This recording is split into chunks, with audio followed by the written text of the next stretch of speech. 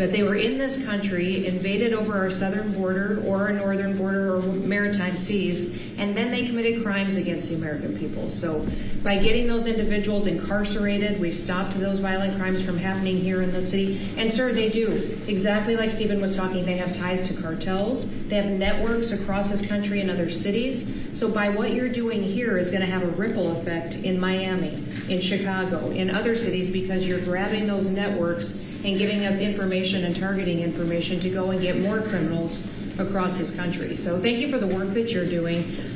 We have ICE and CBP, Federal Protective Services, Secret Service, HSI, all of our officers are working with all the other agencies every day here in DC, and they're so proud to have this kind of partnership. So they're so glad that you're letting them do their jobs again. And I don't know if you've heard, sir, but the recruitment campaign for ICE, when we were going to hire 10,000 new officers, we've got over 130,000 people that have applied and raised their hands and said they want to work with ICE. So no matter what the fake news says or what the media says about ICE not having support, they've got incredible support from the American people. People want to join them and help them do what they're doing to make America safe again. So thank you for the I was going to say that our recruitment drive, it was dead. During the campaign, they couldn't get, every story was the Army can't fill up, the Marines, none of them could fill up. They were way behind. We couldn't get anybody to go into the military, couldn't get any police. We've just set records on everybody wants to be in. Everybody wants to go in. And we're taking incredible people. I mean, the level of, because of the Supreme Court, it's based on merit. It's all based on merit now. It's not based on anything else. You got to, if you need strong people, you have to get strong people. It's all based on merit. But we're setting records in the Army, Navy, Air Force, Marines, the Coast Guard. One of my favorites, because I happen to have created it, Space Force. We're very proud of Space Force. It's amazing what it's doing. We're leading in space now. China was killing us. Russia was beating us. China was killing us. We're now killing China. We are leading in space by a lot because of Space Force. So we're very proud. But everybody wants to go in. We went from not, and you know how bad that is for the spirit when every story that you were writing a year ago was that nobody wants to go into the military anymore. And if you're in the military, you know how deflating that is? You go and be a family. Nobody wants the job that you have. Well, now it's the opposite. Everybody wants to be there. And that includes police and fire and everything else. You're doing a good job. Thank you, sir. You're stopping a lot of wars. just the presidents we're stopping. We've stopped 7 wars. And really, the number is actually 10. We're not including a couple, and we're not including in there what we did with Iran, stopping their nuclear play. They would have had within a month or two, they would have had a nice big nuclear weapon to use. That's not going to happen. That won't happen. Pete, go ahead, please. Yes, sir. Well, Mr. President, thank you very much for your leadership, and the Defense Department is proud to be a part of this task force. Just like we have been down at the southwest border, where crossings are at 0, we've got national defense areas where we're working with Border Patrol to secure the southern border for the American people. Just like Los Angeles, where ICE officers deserve to do their job without being attacked, we're really proud to be a part of defending the nation's capital and ensuring it is safe and beautiful and working with law enforcement. And Mr. President, let me tell you, the morale of the troops, getting out there talking to them, they love this mission. They're grateful to be doing it, whether they're D.C. National Guard or other state National Guards. And at your direction as well, sir, it's just common sense to make sure they're armed as well. And so we're rolling out ensuring they're armed, capable of defending themselves and others if need be, supporting law enforcement, and we're proud to be there, sir. Well, look at the mission you just accomplished with Iran. 36 hours back and forth. Flawless. Every bomb hit its target. They went right down those chutes. Dark at night, no moon, no nothing. Every target, every bomb went right down. They have a chute that goes right down deep into the mountain. And they shouldn't have put ventilation in, I can tell you, because we use that for our advantage. But what they did, and we had the pilots and even the people that took care of the planes, we had a whole group of people at the White House a couple of weeks ago. And, I didn't realize this, but they said, we've been looking at their predecessors, and then these were the pilots. They said we gave them beautiful medals. And I'll show you the medal. Gave them a medal just like this. See? Just like that. They were so happy. We gave a lot of them out for that. It was an incredible job. We had 52 tankers. People don't realize, so that they could refuel. We had many fighter jets, F-22s, and F-35s. We had many. It was an amazing operation. It was flawless. compare that to the operation when they went in with the helicopters crashing and everyone right running around. the तो desert. Ayesha Fareen के जाने से मतलब मेरी कुछ भी फर्क नहीं करता क्योंकि जितने भी वोटर हैं ओनली फिरोज खान के एग्जैक्टली फिरोज खान के चेहरे को डालते दिख के डालते आयशा फरीन तुम कारपोरेटर लड़े थे 2000 में वोट नहीं ला सके तुम Leaving, true a very, very nice Thank you very much. Thank you very much. Runs a tough operation in Afghanistan. बोलिए बोलिए बोलिए I think it was the most embarrassing day in the history of our country. It was Biden. I was leaving, and we ये were आज left जो with है strength, media में tremendous social media strength. में We चल रहा had कि release tremendous की आयशा war. फरीन जो है Kept मैं Bagram, ज्वाइन which हो is the air गया base. Yes, One of the very good. largest और इसका runways in the मतलब world. Main One of the मुद्दा most ये है powerful. You can land कि anything कांग्रेस on. पार्टी अपने Many, many वर्कर्स को feet और जो thick. जहेज से You don't Congress build party them के that लिए जो way काम anymore. करे हैं वो फिरोज You खान can't. है But, Right. we left it and Azharuddin now China's MLC के occupying लिए that airbase. नॉमिनेट हुए हैं ये This was the most proposal किया गया है incompetent लेकिन administration in अजहरुद्दीन को history of the Hyderabad Biden में एक administration. क्रिकेटर की तरह And, बचाते हैं लेकिन you're just lucky Congress that party they का जो lost because पर्चा if लहराए they थे won, तो you Congress wouldn't party have a के हक country में anymore. बार बार बयान So दिए you थे started off by कि saying कांग्रेस the पार्टी और Department of CM Defense. Revanth Reddy जो And मौजूदा है somehow it didn't sound good to me. ये सिर्फ फिरोज खान की अल्फाजाती इससे हटके कोई भी ये दावा नहीं कर रहा था कि आपका एक इंटरव्यू है जिसमें आपने खुला खुले अल्फाजों में ये बयान दिया था कि सीएम रेवंत रेड्डी ही बनेंगे और ये मेरा चैलेंज है ये आपके अल्फाज थे तो आज इतना सब कुछ होने के बावजूद नागमल्ली के कैडर को एमआईएम में ज्वाइन करवाना और फिरोज खान को कोई पोजीशन नहीं देना इसकी वजह बस इतना मेरी एक सवाल का जवाब दे दीजिए बड़ी मेहरबानी Let me know if you want to do it. I think Department of War. It just sounded bad. He said, "Sir, on behalf of the Department of Defense, defense. I don't want to be defense only. We want defense, but we want offense too, if that's okay. So you'll make a decision. But you know, as Department of War, we won everything. We won everything, and I think we're going to have to go back to that. In the meantime, I've stopped all of these wars. I've stopped them. The big one would have been India and Pakistan. But we stopped them all. We stopped 3 wars. Go to Africa. They like to say, "Oh, you know, let me tell you, I love black people," and I did great with the vote with the black people. But they say he's a racist. He's a racist. I said, really? For 35 years, a war raged between Rwanda and the Republic of the Congo, and it was a vicious war. 9 million people were killed with machetes, largely hatchets, machetes. That went on for more than 30 years, but 34, 35 years. And I stopped it. In fact, the presidents are coming in a week or two to sign. We have the foreign ministers, it's all signed, the war stopped. But I got it stopped and saved a lot of lives. The Congo, that's deep into deepest, darkest Africa. I got that war stopped. Nobody else could have done that. We did a lot of jobs. We did a lot of wars were stopped that nobody thought would even be possible. And I'll tell you what, the war with India and Pakistan, that was the next level. That was going to be a nuclear war. They already shot down 7 jets. That was raging. And I said, you guys want to do trade? We're not doing any trade. We're not doing anything with you if you keep fighting. You got 24 hours to settle it. They said, well, there's no more war going. And I used that on numerous occasions. Trade, I used I used whatever you had to use. But we got 7 of them stopped. And the one I thought would be easiest, frankly, was going to be Russia and Ukraine. But that turns out to be some big personality conflicts. It's one of those things.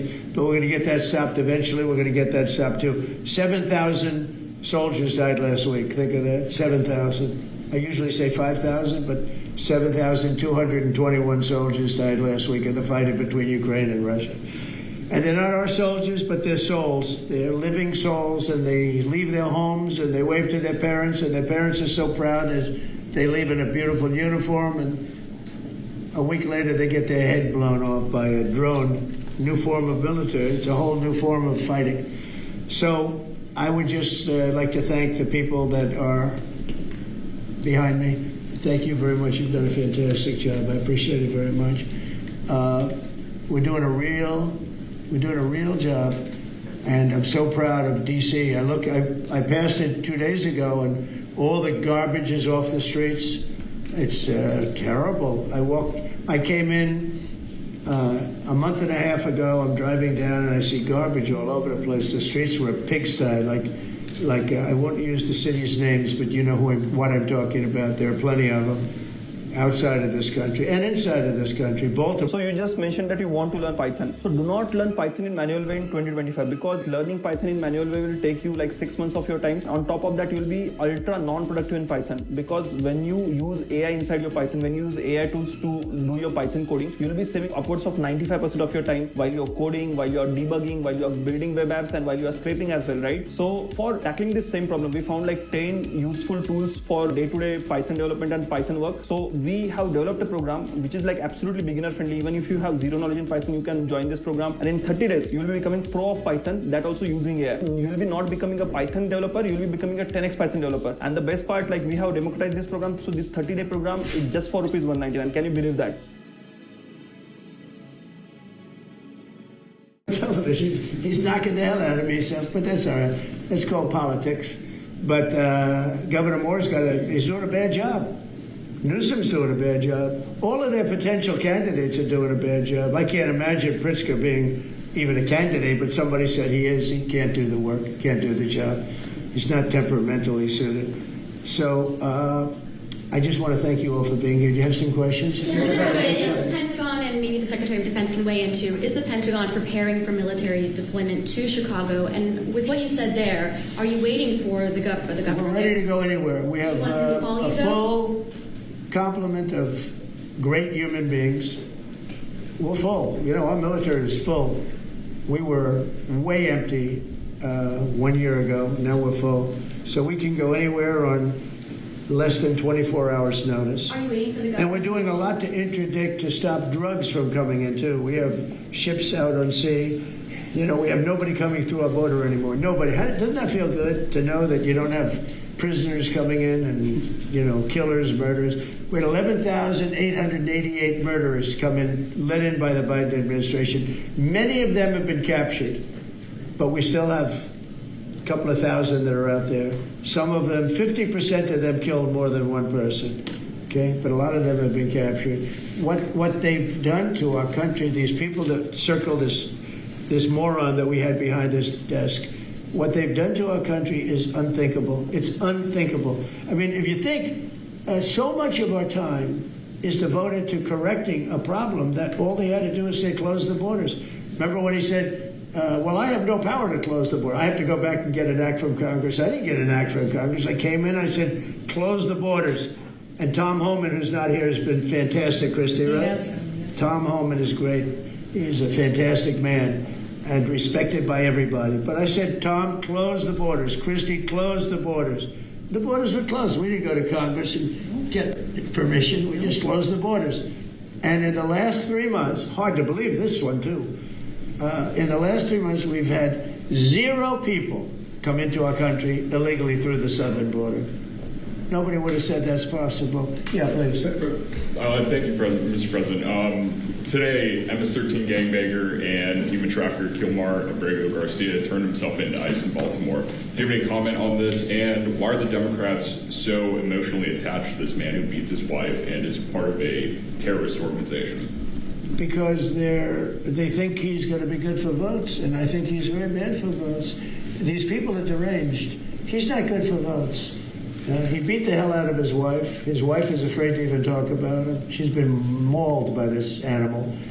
And, you know, through a system of liberal courts, you know, he's doing things. But, no, we have that under control. And Pam has got that very much under control. Do you want to comment on it? No, we've got him under control. He will no longer terrorize our country. He's currently charged with human smuggling, including children. The guy needs to be in prison. He doesn't need to be on the streets like all these liberals want him to be. And as part of this operation here in D.C., we've also taken off MS-13 members. We've taken, I think just last night, we got a TDA guy off our streets right here, right around from where we all work. Another TDA member gone because of this project. So we're going to keep America safe from all of these foreign terrorist organizations, including Abrego Garcia.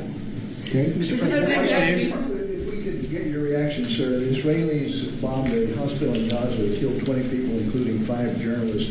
When did this happen? This happened overnight, today. I didn't know. Any reaction to this? Well, I'm not happy about it. I don't want to see it. At the same time, we have to end that whole nightmare. I'm the one that got the hostages out. I got them out, all of them.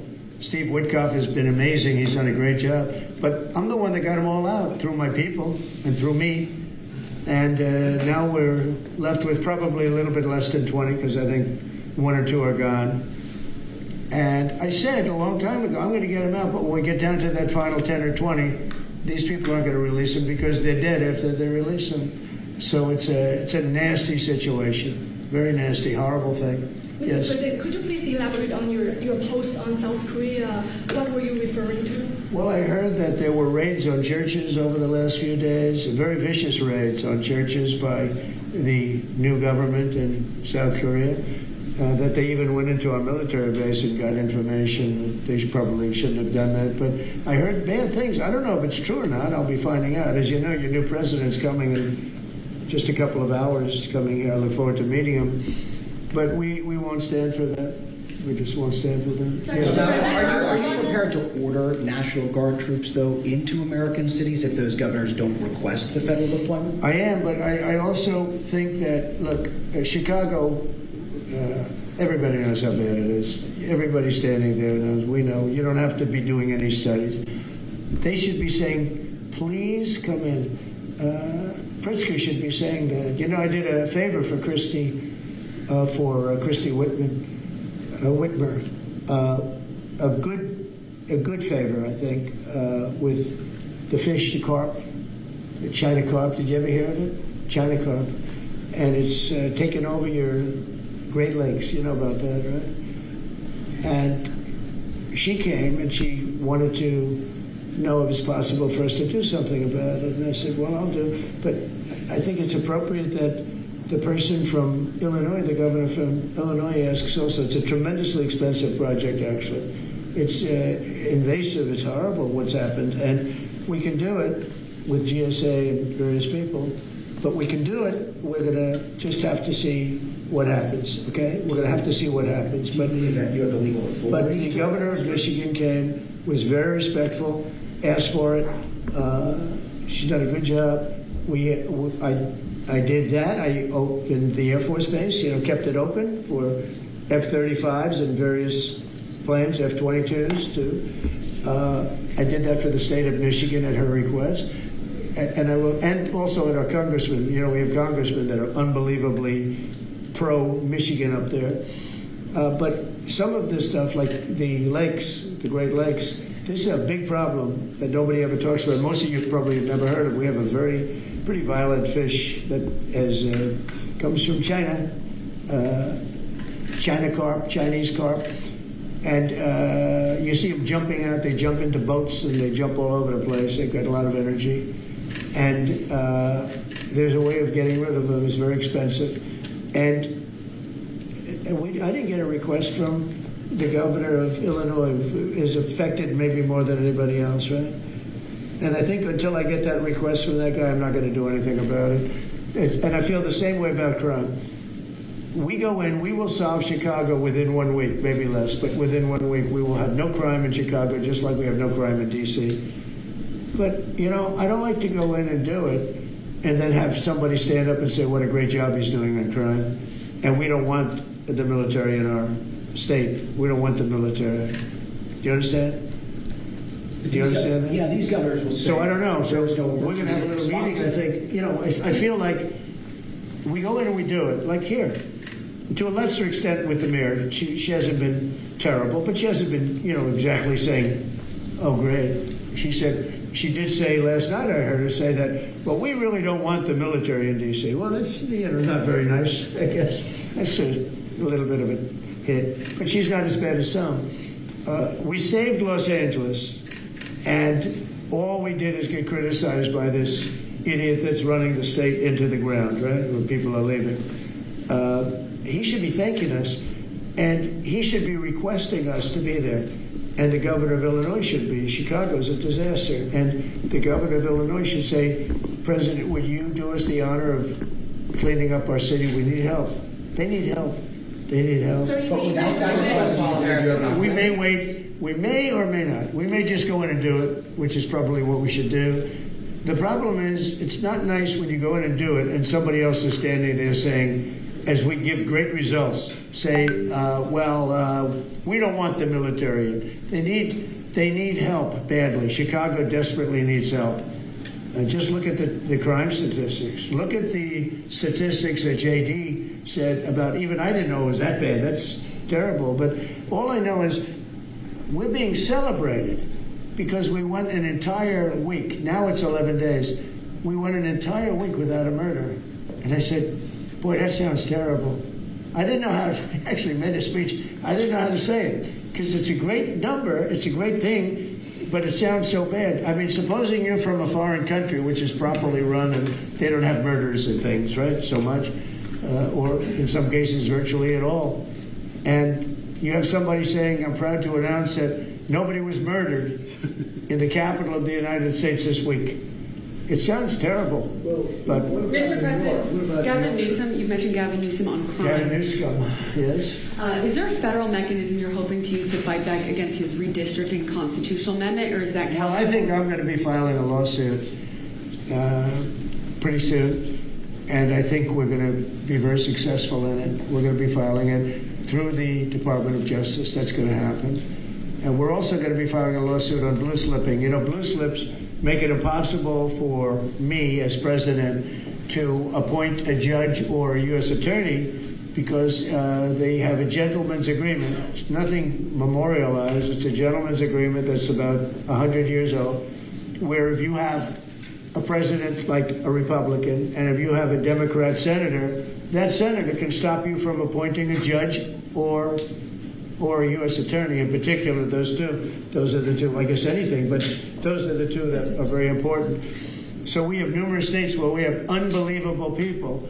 Now, Jay Clayton was just approved in the Southern District, but he was so good. He was a top student, top... అయితే ఈ bike ఎక్కడికి వెళ్ళింది? నాన్నతో పాటు నా కళ్ళలన్నీ మాయమయ్యేరా, కానీ నా పిల్లల కళలతో నేను ఇలా అవ్వనివ్వను. అదెలా? మొదటి నుంచి లైఫ్ ఇన్సూరెన్స్ యొక్క టర్మ్ ప్లాన్ తీసుకున్నాను. అరే అన్నయ్య, కళల్ని సురక్షితంగా ఉంచండి టర్మ్ ప్లాన్ తో. అన్నిటికన్నా ముందు life insurance. And we went to court, and the judges, Democrat judges, voted that he could. That's the only way you get by it. But generally speaking, you can't do that because you'll have judges from the other party. So Jay Clayton just got approved.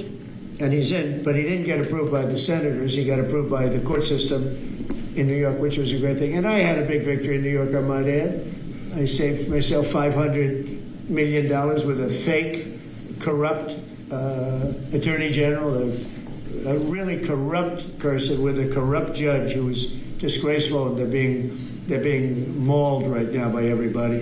It's so corrupt, and it kept business out of New York. Stuff like that. But the appellate division vacated all of that stuff that you read about, and we're going to do a big number on that whole thing. You can't have a corrupt court system. You can't have that. You have to have borders, and you have to have a free press. Otherwise, you don't have a country. But you'll be hearing about the blue slipping, because if you have not, you don't need two senators. You just need one Democrat senator with a Republican. The only person that I can get approved are Democrats, or maybe weak Republicans, but we don't want that. But the only person I will be able to get approved in any of those states where you have a Democrat will be, I can't get a U.S. attorney. I can only get a Democrat U.S. attorney. And this is based on an old custom. It's not based on law, and I think it's unconstitutional, and I'll probably be filing a suit on that pretty soon. Yeah, please. During the campaign, you called Kamala Harris a communist, but the Biden-Harris administration, they never called for nationalizing a private company with the federal government like you're proposing with Intel. What do you say to some who say this is a bit hypocritical, and is this the new way of doing industrial policy? Yeah, sure it is. I want to try and get as much as I can. If people come in and they need something, as an example, as a real estate person, if I have an agreement and I have any form of a stopgap where I can stop somebody from doing something, right? I have a covenant in an agreement, and they come to me and they say, would like to do something, but you have us restricted. If I do that, they usually have to pay. Now, in the case of Intel, it was interesting, but I hope I'm going to have many more cases like it. Intel came in. I met with the gentleman. I had a lot of respect for him. He came in under a little bit of a cloud, I liked his story. I thought he was good. I think he really means to do a good job with Intel. I said, I'd like to ask whether or not you'd give the United, because the story, a lot of people said I invested in Intel. I didn't invest, but I invest my heart in it and my soul because I want the country to be strong. But I said, I'd like you to give 10% of Intel to the United States of America. Not to me, to the United States of America. And I said, if you have them as a partner, you have the United States as a partner, I think that would be a very good thing for Intel. And he thought about it, a little bit different, and he said, I like that idea very much. We have a deal. And I just made $10 billion or $11 billion for the United States of America. And yeah, there will be other cases. If I had that opportunity again, I would do that. And then, you do have stupid people say, oh, that's a shame. But it's not a shame. It's called business. If somebody's willing to give you 10% of a company and you're not paying for it, and I will tell you, with a company like Intel, as you know, it's had difficulty. I want them to do well. I want them to do well anyway, but I want them to do well in particular then. But isn't public ownership of a private company a new way of doing business in the business of the United States? Isn't that what you were So are tariffs. So, as you know, the stock market went up almost 1,000 points on Friday. And it went up not because of this very, I think, terrible, hello, who is that back there? All right, get out of the room. It went up because of something much different. It went up because it was announced, CBO announced the numbers, and as you know, they gave no credit to tariffs. They said they made a mistake, that the trade deficit will be reduced because of Trump's tariffs, will be reduced by $4 trillion, right? Is that what they said, right? They said $4 trillion, and the market went up like a rocket ship because the tariffs are good. Well, tariffs aren't that usual. The 7 wars I stopped, 4 of them were because of the fact that I had tariffs and trade. And I was able to say, well, if you do this, if you go fight and you want to kill everybody, that's okay. But I'm going to charge you each 100% tariff when you trade with us. You know what? They all gave up. I stopped 7 wars. Numerous of them was because of tariffs. So, you never knew the word tariff. It didn't exist really, essentially, in this country until actually in the 1870s up till 1913 it existed, and we were the richest country. We were richer then, proportionately, than at any time in the history of our country. And then, stupidly, in 1913, they said, let's go to the income tax way of life. Let the people pay instead of foreign countries. No, we're taking in trillions of dollars in tariffs, and we're stopping wars because of tariffs. So that's not so normal either. But you know what? Other countries did it to us, and now we're doing it to other countries. You ruled out boots on the ground in Ukraine, but how would air support as part of a security guarantee be any different? Those U.S. You really went from one question to the next. I expected he'd at least challenge you. Now we're talking about boots on the ground. But U.S. air assets over the skies of Ukraine as part of a security guarantee, wouldn't those U.S. airmen also be Well, you don't know what security guarantee is because we haven't even discussed the specifics of it. And we'll see. Number one, Europe is going to give them significant security guarantees, and they should because they're right there. But we'll be involved from the standpoint of backup. We're going to help them. And I think if we get a deal, and I think we will, but if we get a deal, you're not going to, I don't believe you're going to have much of a problem. But we'll back it up because I want to stop seeing people being killed. When Biden was here, he gave $350 billion. You know this from covering business. $350 billion to Ukraine. I said that Zelensky's the greatest salesman I think I've ever met, better than P.T. Barnum, because he'd come to the country and walk out with $50 billion every time. He actually came here once, he walked out with $100 billion. We're up to $350 billion. I got $1 trillion worth of rare earth that we have from the country because I felt badly for our taxpayer. But I did something else at the NATO meeting. They are wealthy countries, but they weren't paying. And we don't pay any money to Ukraine anymore. Do you know that? In fact, it's the opposite. They request through NATO, we deal with NATO, we don't deal really with Ukraine. NATO requests missiles. They want Patriots. They want missiles. We give the missiles to NATO. NATO pays us in full and does what they want. I mean, I think they give them mostly they can do other things with them too, because we're dealing with NATO. We pay no money to Ukraine. We gave $350 billion to Ukraine. You know, if we didn't give that kind of money, and I was the one that gave the javelins, if you remember. I gave the javelins. They were very effective. They say Obama gave sheets and Trump gave javelins. They were very effective with those tanks right at the beginning. But you would have never had a war if I were president. You would have never had a war. Just to finish,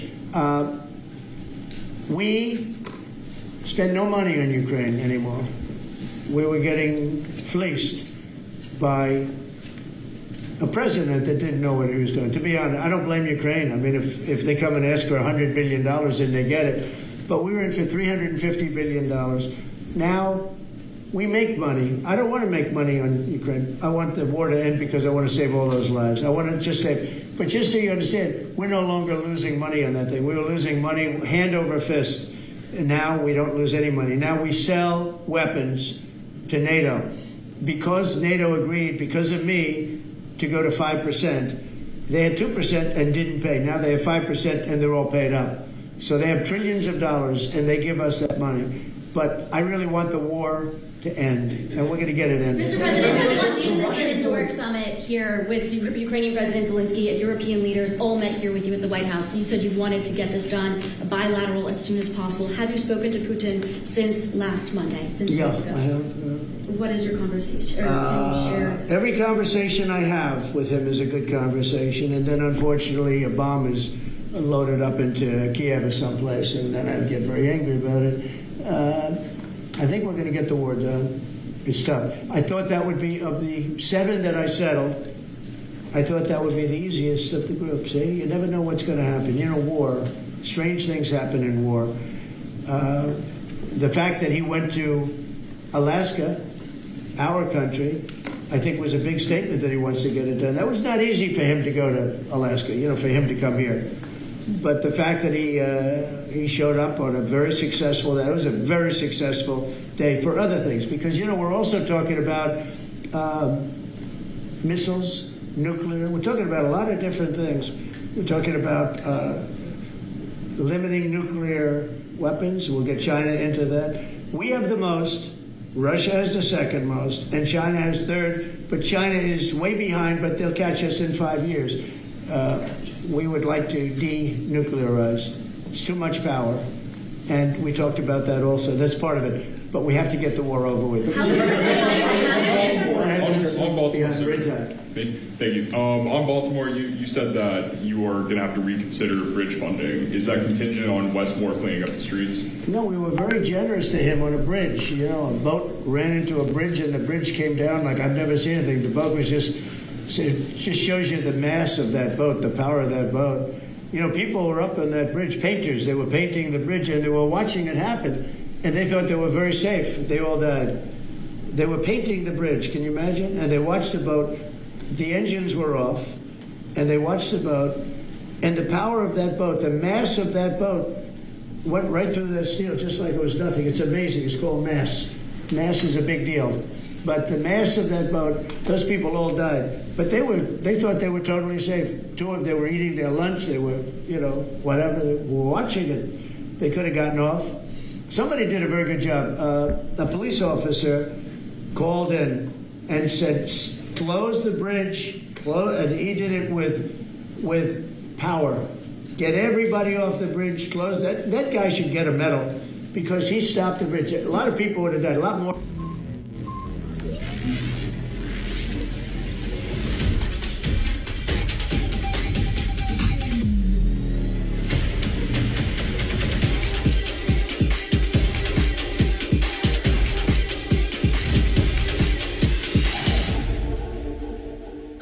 Again, the police do a great job. The police officer did an amazing job. And I heard the tapes. He would say, get everybody off it. Most people wouldn't have said that. You know, when you see a thing like that, you assume it's going to, you know, tap the bridge and it's going to be rebuffed. The thing just came down. I've never seen anything like it. So he did a good job. In fact, I think we should get him in for a medal. The man that gave the warning, I listened to him. Everybody get off screaming. Everybody off. He had the sense to realize that this could be a catastrophe as opposed to a ship that's, because the engines weren't working, it was just floating. It's an amazing thing that a thing floating like that with no power just knocked it right down like it was nothing. Let's do that. Let's give him a medal. I've been thinking about that. Mrs. President, do you plan to investigate Chris Christie? Say what? Do you plan to investigate Chris Christie? Look, Chris is a slob. Everybody knows it. I know Chris better than anybody in the room. I always felt he was guilty. But what he did is he took the George Washington Bridge, which is very serious. He closed down the George Washington Bridge. And you had medical people, you had ambulances caught up. This thing was closed down. And obviously he knew about it. But he blamed the young lady that worked for him and another person, and they got into a lot of trouble. She ultimately was, I don't know, exonerated, but she got out of it a little bit. But she went through hell. She was a young mother, nice person. I knew her a little bit. And another man went to jail, and Chris got off. And so when I listened to Chris speak his hate, I say, oh, what about the George Washington Bridge? Tell me about the George Washington Bridge. He blamed other people, but he knew all about it. So no, I don't know if they want to look at it. It's not for me. If they want to look at it, they can. You could ask Pam. I think we have other things to do, but I always thought he got away with murder.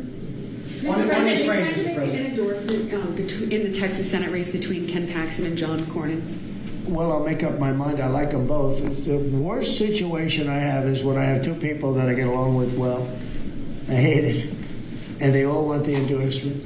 I'm almost 100% of the people I endorse win. It's a great honor. And I got, as you know, I got the largest vote in the history of Texas by far. Nobody's ever gotten more votes in the last election. I think in all the elections, the 3 elections. But they like me in Texas. So people are waiting for me. But I'd rather not comment on it right now. I like both guys. They're both friends of mine. And they're both good and very different. There's some talk among congressional Republicans about another reconciliation bill. Where do you fall on that, and what would you like to prioritize? Well, I don't want to do cutting. I want to save all the different things. I'm going to cut things that are unnecessary, but the one thing I said, and I gave my word, we're not going to hurt anybody on Medicaid, Medicare, or Social Security. And in fact, we're doing great on Social Security. We found 300,000 illegals on Social Security. We got them out. And, things like that make Social Security very, very strong. So, no, I am very big into certain things, and one of those 3, you could say 3 of those things are Medicare, Medicaid, Social Security. We're going to protect it. And so we'll see how everything works out. If we're talking about rescissions on other things, I'm always open to cost cutting. If we can cost cut, I like it. But nothing's going to happen to medical. We have something coming up, Favored Nations, where I'm going to be reducing drug prices by 1,500%, where a pill that sells in Germany for $10 costs $150 here because of the bad price. And I was all set to do it, and then we had the COVID come up, and I had to focus on that because we had the greatest economy in history my first term. I will tell you that we are going to be doing numbers on the cost of drugs in this country that I'm not talking about a 20% decrease, which would be great. I'm talking about 1,000% decrease. We're talking about where a product would sell for $80 in Germany and $1,300 here. And we're not going to do that. We were subsidizing the entire world, and we're not doing it anymore. I informed the drug companies. I informed the world. And if the world wants to, if countries in the world don't want to go along, then I'm going to put tariffs on those countries, and we'll make more money. But they have to go along with it. So this is moving along rapidly. Dr. Oz is in charge, Bobby's group, and they're doing very well. And we're getting great cooperation from the drug, because the drug companies know it's unfair. For years they'd say, well, we had to do research, and I said, I don't care. You had to do research for these other countries also. They are ready to go. And I'm ready to go. And if I pull that off, there's no way a Republican will lose an election. There's no way. All right, one more question. Steve. What's his guy? He's the nicest guy I know, and he asks the most vicious questions. Why do you think President Putin is so reluctant to meet with President Zelensky? Because he doesn't like him. He doesn't like him. You know, they don't like. I have people I don't like. I don't like to meet with them. Sometimes I do like to meet with people I don't like. So how do you get them together? They don't like each other, really. And if we had a real president instead of a guy that got in there with a fraudulent election, if we had a real president, that war would have never happened. Putin actually said, if Trump were president, it wouldn't have happened.